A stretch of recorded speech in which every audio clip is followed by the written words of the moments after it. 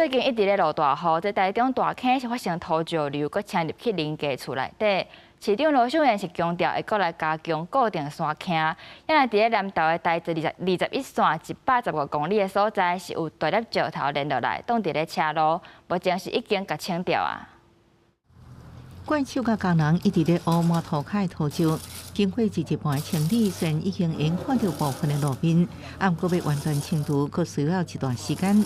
当地居民烦恼，若一直落雨落去，后面的土石会佫冲落来，后灾还扩大。这几天的好大雨，土质已经松动了嘛？那是希望说，如果这一次结束以后，是不是说是否能帮忙说在后面这山坡的部分做加强结构这样子？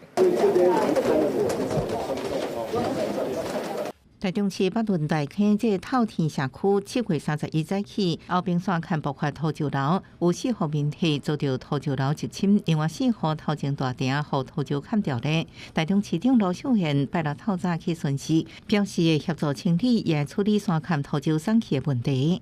我们担心它的边坡不是那么稳固哈，所以后面还会进来进行复建哈。南投山区也遇到大雨，新中华台21线115公里的所在，车暗时9点外，也发生边坎崩落，几啊粒真大石头连落车路。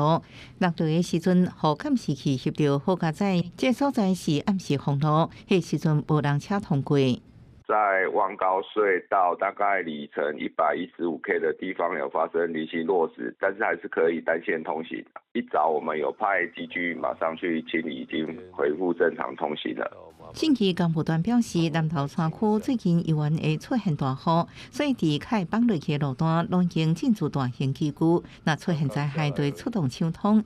民众若需要出入山区，也要特别注意。记者综合报道。